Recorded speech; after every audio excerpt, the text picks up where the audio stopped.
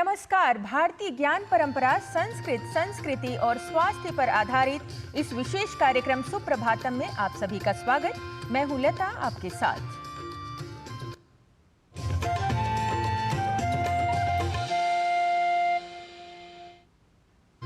तो सुप्रभातम इस विशेष कार्यक्रम में अगले आधे घंटे तक आपसे बात होगी संस्कृत की, संस्कृति की, स्वास्थ्य की और हम सब के लिए अद्भुत उपयोगी योग की। कार्यक्रम की शुरुआत करते हैं आज के पंचांग के साथ। आज का पंचांग युगाब्द 5127, विक्रम संवत 2082, शक संवत 1947, उत्तरायण, वैशाख मास, कृष्ण पक्ष, तृतीया तिथि, बुधवार, अनुराधा नक्षत्र। आज का दिन सभी के लिए मंगलमय हो। पंचांग के बाद सुभाषित क्रम की ओर आगे बढ़ते हैं। संस्कृत का ज्ञान भंडार सबसे अमूल्य है। ये भाषा महान भारतीय परंपरा, यहाँ की संस्कृति और विचार का प्रतीक है। इसमें लिखित दैनिक विचार सुभाषित के नाम से जाने जाते हैं। क्या है आज का सुविचार, जानने के लिए सुनते हैं सुभाषित और जान लेते हैं उसका अर्थ। न वेशधारणं सिद्धे कारणं न च तत्कथा क्रियैव कारणं सिद्धे सत्यमेतन्न संशयः। सिद्धि का कारण न तो योगियों का वेश धारण करना है और न ही योग का कथन मात्र। सिद्धि का कारण तो क्रिया है और यह ही निश्चित सत्य है। The reason for achievement is neither wearing the dress of yogis nor just the statement of yoga. Action is the cause of accomplishment, and this is a definite truth.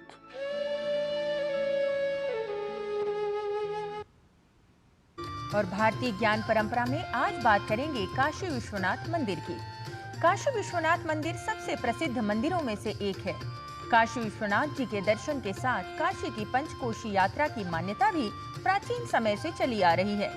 Panchkoshi परिक्रमा की शुरुआत मणिकर्णिका घाट से होती है।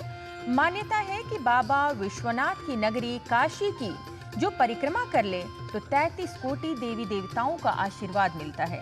हजारों साल पुरानी ये परंपरा आज भी चली आ रही है। आइए जानते हैं पंचकोशी यात्रा के बारे में।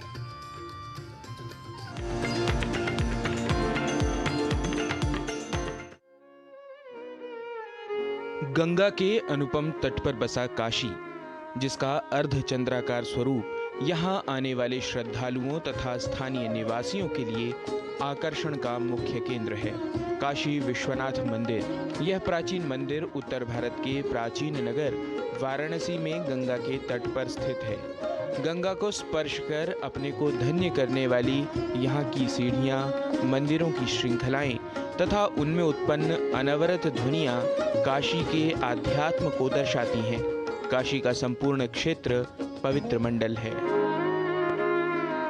मान्यता है कि बाबा विश्वनाथ की नगरी काशी की जो परिक्रमा कर ले तो 33 कोटि देवी देवताओं का आशीर्वाद प्राप्त करता है।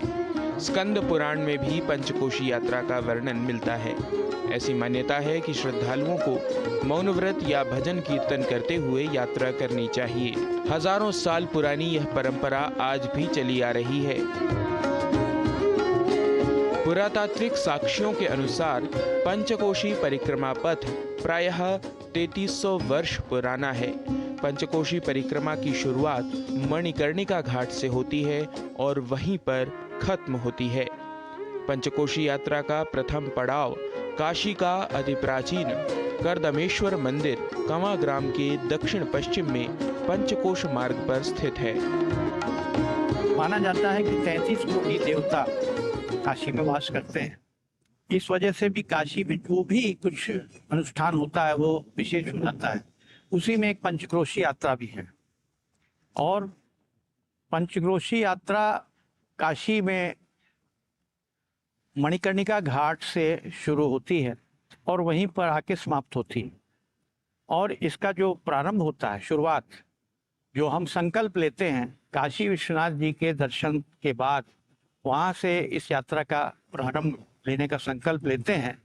इसमें मुख्यतया 5 मंदिर आते हैं। शुरुआत इसी मंदिर से होती है। काशी में विश्वनाथ दर्शन करने के बाद मणिकर्णिका घाट से जब घाट होते हुए जाते हैं और यहाँ पर पहला पड़ाव होता है स्कंदमेश्वर महादेव के मंदिर में, जहाँ पर यात्री दर्शन पूजन और यहीं पर थोड़ा सा पड़ाव जैसे बोलते हैं, थोड़ा सा आराम करने के बाद फिर पदयात्रा करते हैं।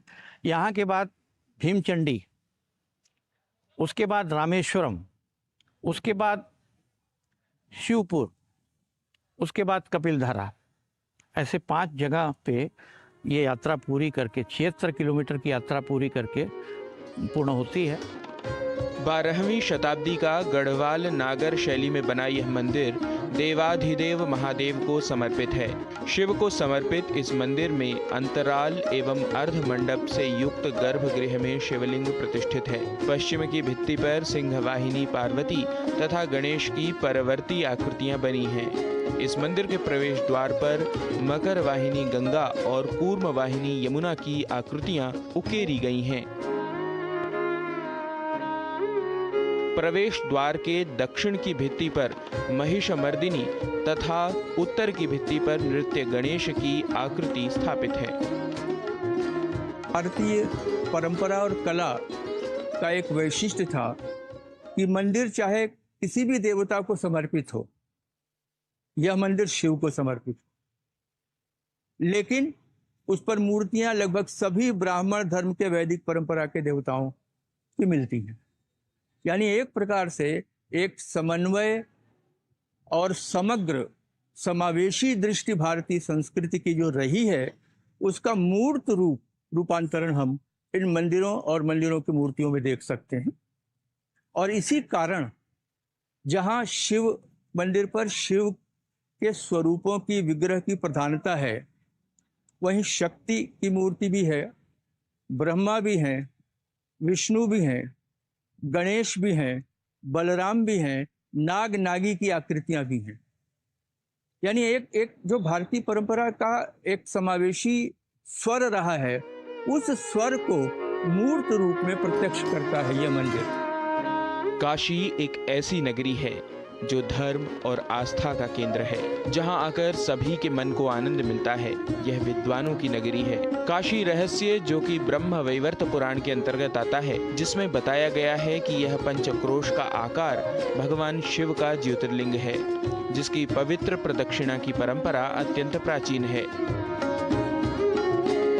इस प्रसंग में प्राणियों द्वारा किए गए छोटे से छोटे पाप का प्रायश्चित करने का भी विधान है, जिसके लिए लोग अपने शरीर को कष्ट पहुंचाकर नंगे पैर 76 किलोमीटर यात्रा करते हैं। इस यात्रा को करने के लिए अक्सर वे समूह में चलते हैं, जिसमें वे एक दूसरे के सुख दुख के भी साथी होते हैं। इस पंचक्रोशी यात्रा के द्वारा भारतीय संस्कृति की धरोहर काशी को दुनिया में लोग बाबा काशी विश्वनाथ की नगरी, हजारों मंदिरों का शहर, भारत की धार्मिक कर्मकांड की राजधानी, प्राचीन पांडित्य की शिक्षा की नगरी, भगवान शंकर की नगरी, घाटों का शहर, दीपों का शहर आदि विशेषण भी देते हैं। पंचकोशी यात्रा मात्र एक यात्रा नहीं, बल्कि यह सत्कर्म के मार्ग पर चलने का संदेश है। जनेंद्र सिंह की report, DD news.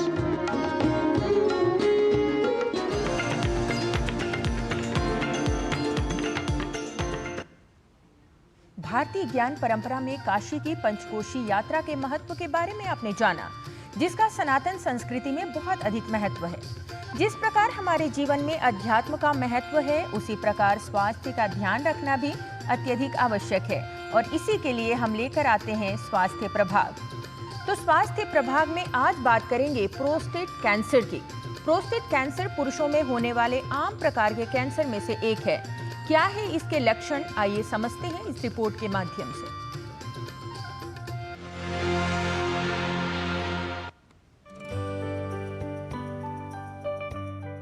Prostate cancer पुरुषों में होने वाला एक आम कैंसर है जो अधिकतर वृद्ध पुरुषों में देखा जाता है। प्रोस्टेट पुरुषों में एक ग्रंथि है जो उनके प्रजनन तंत्र का भाग होती है। ये वीर्य का उत्पादन करती है जो शुक्राणुओं को पोषित करने और परिवहन में सहायक होते हैं। प्रोस्टेट कैंसर सबसे आम कैंसर है। कई प्रोस्टेट कैंसर धीरे धीरे बढ़ते हैं और प्रोस्टेट ग्रंथि तक ही सीमित रहते हैं। वहीं कुछ ऐसे कैंसर हैं जो गंभीर रूप ले सकते हैं और यदि सही समय पर इनका इलाज न हो तो तेजी से शरीर के अन्य अंगों में फैल सकते हैं।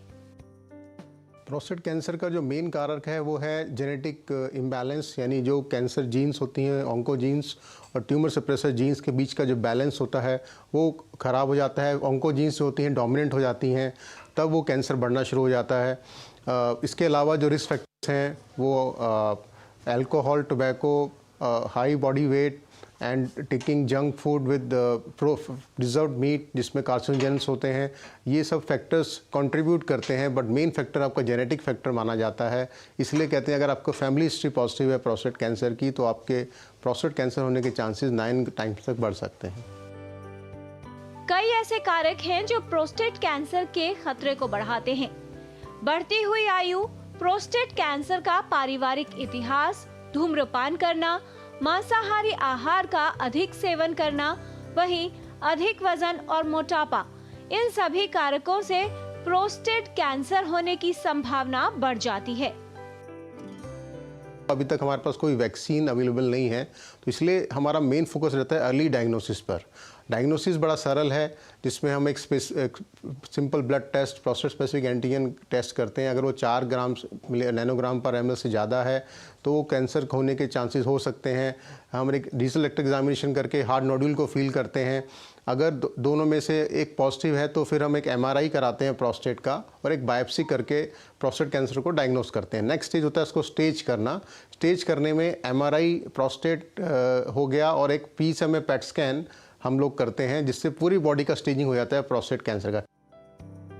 आवश्यक है कि प्रोस्टेट कैंसर की प्रारंभिक अवस्था में पहचान हो। प्रोस्टेट कैंसर का इलाज यदि सही समय पर न हो तो ये कैंसर शरीर के दूसरे अंगों में फैल सकता है, गंभीरता बढ़ जाती है। ऐसी अवस्था में इलाज कठिन हो जाता है और व्यक्ति के जीवन के लिए भी खतरा बढ़ जाता है। ट्रीटमेंट स्टेज वाइज होता है। पहला स्टेज है लोकलाइज सीए प्रोस्टेट, जिसमें सर्जरी एक ऑप्शन है। दूसरा ऑप्शन रेडिएशन थेरेपी है और कुछ ही सिलेक्टेड पेशेंट में सर्वेलेंस, यानी कोई सर्जरी नहीं करना, कोई रेडिएशन नहीं करना, सिर्फ फॉलोअप रखना हो सकता है। नंबर 2 होता है लोकली एडवांस प्रोस्टेट कैंसर, जब कैंसर प्रोस्टेट के बाहर जाके सराउंडिंग ऑर्गन्स को इन्वॉल्व करता है। इसमें मल्टी डिसिप्लिनरी ट्रीटमेंट करते हैं। सर्जरी एक ऑप्शन है, इसके अलावा radiation and hormonal treatment add कर देते हैं।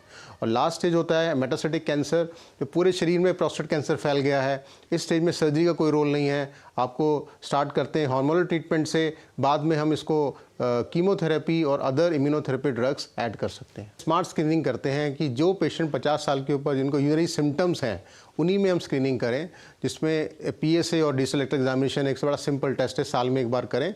तो ये स्मार्ट स्क्रीनिंग आजकल आप देखेंगे इंडिया में एटलीस्ट मेट्रो सिटीज़ में तो चली रही है।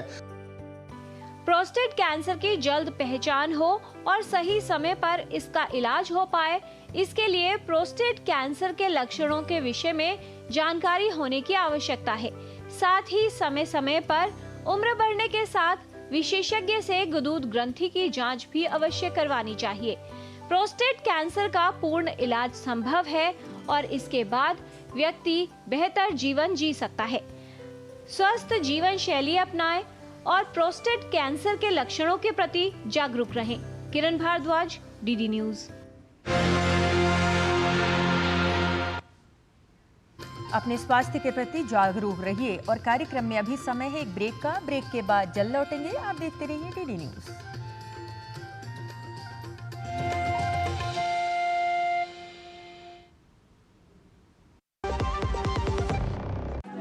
पैसे बड़े बदल गए हो यार। अब जेब से नहीं स्कैनर से आते हो, फिर भी बोनी पर सर लगाए जाते हो।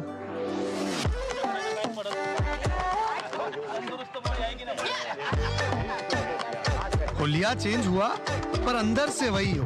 बदले हो लेकिन इतने भी नहीं बदले हो।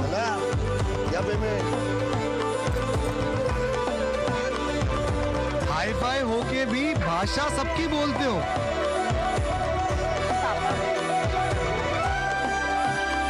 तिजोरी में नहीं लेकिन महफूज अब भी हो। पैसों का तरीका जितना भी बदले, हमारे लिए उसकी कदर नहीं बदलेगी। भीम, भारत का भरोसा, भारत का अपना पेमेंट्स ऐप। जो लक्ष्य चुना था समझ आने लगा है। GLA यूनिवर्सिटी, उच्च लक्ष्य की निश्चित प्राप्ति। विभाग अनेक, कंप्लेंट बॉक्स 1। किसी भी सरकारी दफ्तर, विभाग या बैंक से जुड़ी शिकायत के लिए pgportal.gov.in पर जाएं, रजिस्टर करें, संबंधित विभाग चुनें, शिकायत दर्ज करें और ट्रैकिंग ID नोट करें। SMS या ईमेल पर एक्नॉलेजमेंट पाएं और शिकायत का जवाब सीधे मंत्रालय से प्राप्त करें। अब तक 1,12,00,000 से अधिक भारतीयों ने भरोसा जताया। CP ग्राम्स, आपकी हर शिकायत का हल। अभी शिकायत दर्ज करें pgportal.gov.in।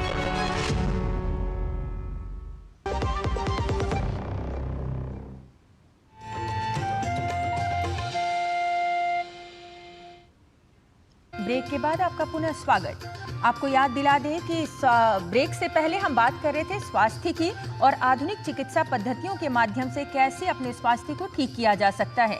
इसी स्वास्थ्य प्रभाग को आगे बढ़ाते हुए अब बात करेंगे मन और शरीर को सकारात्मक रूप से लाभान्वित करने वाले योग क्रम की। मन व शरीर को सदा ही लाभान्वित करता है योग। शरीर का संतुलन उत्तम करने के लिए कौन सी योगी क्रियाएं होती हैं सहायक, आइए देख लेते हैं योग प्रभाग में। आज हम 2 आसनास का अभ्यास करने वाले हैं। स्टार्ट करते हैं दोनों लेग्स के बीच में करीबन 3 से 4 फीट का डिस्टेंस हम लेंगे, अच्छा और कंफर्टेबल डिस्टेंस। राइट फुट को राइट साइड की ओर बाहर निकालेंगे, लेफ्ट फुट को 30 to 45 डिग्रीज इनसाइड अंदर रखेंगे और हिप को ट्विस्ट करके नी को बेंड करेंगे और धीरे से हिप को नीचे लेके जाएंगे। ट्राई करेंगे नी और हिप एक लाइन में रहे और दोनों आर्म्स को रेज करते हुए हेड के ऊपर ज्वाइन करेंगे। प्रयास करेंगे कि बॉडी का वेट दोनों पैरों पे शिफ्ट हो, दोनों लेग्स बहुत एक्टिव रहेंगे। नॉर्मल ब्रीदिंग, बिल्कुल धीरे से पाम्स को बाहर टर्न करेंगे और रिलीज करेंगे। नी को स्ट्रेट करते हुए पैर को अंदर लाएंगे और डिस्टेंस कम कर सकते हैं पैरों के बीच में। And relax. अभी हम वीरभद्रासन 2 का अभ्यास करेंगे, जिसके लिए हम वापस से लेग्स के बीच में करीबन 4 फीट का डिस्टेंस लेंगे कम से कम। एक पैर को बाहर निकालेंगे, नी को बेंड करते हुए लेग्स के बीच में अच्छा डिस्टेंस बढ़ाएंगे और हिप को जितना हो सके नीचे लाने का प्रयास करेंगे। दोनों आर्म्स को रेज करके शोल्डर लेवल पे रखना है और हेड को टर्न रख के फिंगर्स पे फेस करना है। Breathing very normal.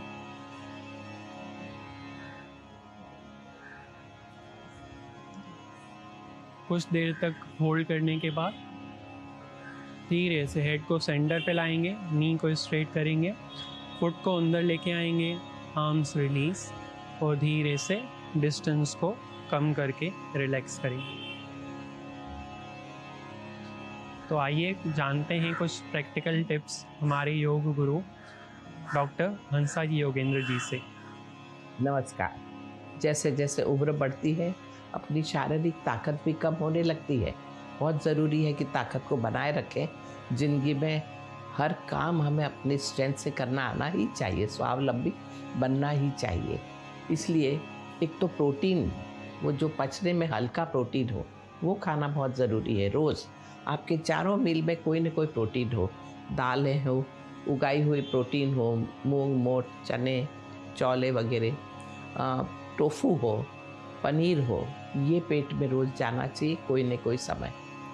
दूसरा, कोशिश ये की जाए कि जब भी शरीर को आराम की ज़रूरत हो, यानी आपको लगता हो कि थक गए हैं, थोड़ी देर के लिए रेस्ट करना आना ही चाहिए।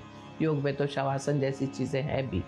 तीसरा, कोशिश ये की जाए कि बड़े एक्टिव रहें दिन भर। ऐसा नहीं कि एक आधा घंटा 1 घंटा वर्कआउट कर लिया और फिर दिन भर बैठे हैं।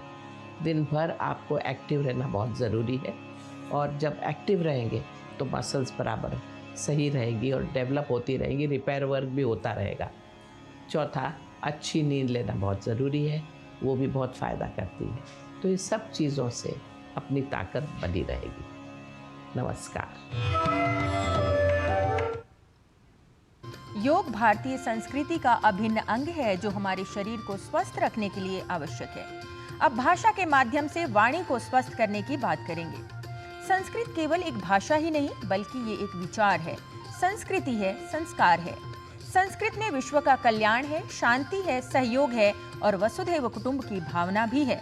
इसलिए हम सभी को संस्कृत पढ़ने और समझने का प्रयास करना चाहिए।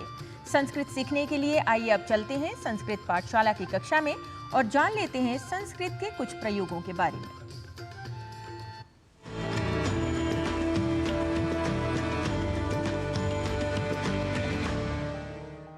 नमो नमः मित्राणि।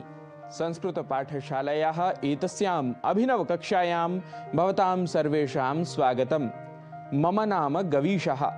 अपनी संस्कृत की पाठशाला में हम रोज़मर्रा में प्रयोग में होने वाले वाक्यों को बोलना सीख रहे हैं। सीखने के इसी क्रम को आगे बढ़ाते हुए आइए आज सीख लेते हैं कुछ और नए वाक्यों को। वाक्य यदि हमें बनाना हो, यह तो सच है ना, तो इसके लिए कहेंगे एतत् सत्यम खलु। एतत् सत्यम खलु, वह मैं भी जानता हूं। इसके लिए कहेंगे तद अहम अपि जानामि। तद अहम अपि जानामि, उतना आवश्यक नहीं। तावद आवश्यकम न। तावद आवश्यकम न। वाक्य यदि कहना हो इतनी देर क्यों हुई, तो संस्कृत में कहेंगे किमर्थम एतावान विलंबः। किमर्थम एतावान विलंबः, काफी है। पर्याप्तम अस्ति। पर्याप्तम अस्ति, या फिर यथेष्टम अस्ति। यथेष्टम अस्ति। यदि कहना हो आपका क्या बिगड़ा, तो इसके लिए संस्कृत में कहेंगे भवतः का हानिः। भवतः का हानिः, आपका क्या मतलब है। भवतः कः अभिप्रायः। भवतः कः अभिप्रायः, उसका क्या कारण है। तस्य कारणम किम। तस्य कारणम किम, स्वयं करते हो क्या, तो इसके लिए संस्कृत में कहेंगे स्वयं एव करोति किम। स्वयं एव करोति किम, वह मुझे पसंद नहीं है। तत् मह्यम न रोचते। तत् मह्यम न रोचते, वही रटता रहता है। तदेव रटति सः। तद एव रटति सः, बहुत ध्यान रखता है। बहु अवधानम करोति। बहु अवधानम करोति, नहीं तो बहुत कष्ट होगा। यदि यह वाक्य हो तो कहेंगे अन्यथा बहु कष्टम। अन्यथा बहु कष्टम, पहले क्यों नहीं कहा। यदि यह वाक्य हो तो संस्कृत में कहेंगे किमर्थम पूर्वम न उक्तम। किमर्थम पूर्वम न उक्तम, ठीक से नहीं जानता। यदि इस वाक्य को संस्कृत में बनाना होगा तो कहेंगे स्पष्टम न जानामि। स्पष्टम न जानामि, निश्चित नहीं है। इसके लिए कहेंगे निश्चयः नास्ति। निश्चयः नास्ति, डरो मत। भीतिः मास्तु। भीतिः मास्तु, डरने की बात नहीं है। यदि यह वाक्य हो तो कहेंगे भयस्य कारणम नास्ति। भयस्य कारणम नास्ति। तो मित्रों, आज के ये कुछ और नए वाक्य हमने सीखे हैं। इनका दैनंदिन व्यवहार में आप प्रयोग करते रहिए और संस्कृत के ऐसे ही अंशों को सीखते रहिए। हम नए वाक्यों के साथ, नए विषयों के साथ पुनः होंगे आपके समक्ष उपस्थित। तब तक के लिए नमस्कार, नमो नमः, पुनः मिलामः।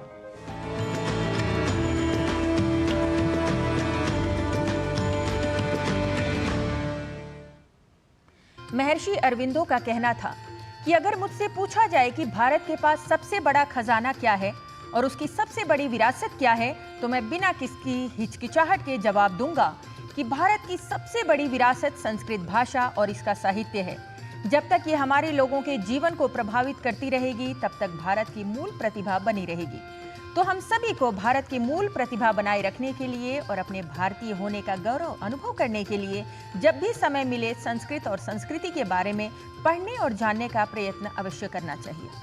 आज के लिए बस इतना ही। हमें हमारी पूरी टीम के साथ दीजिए अनुमति। नमस्कार।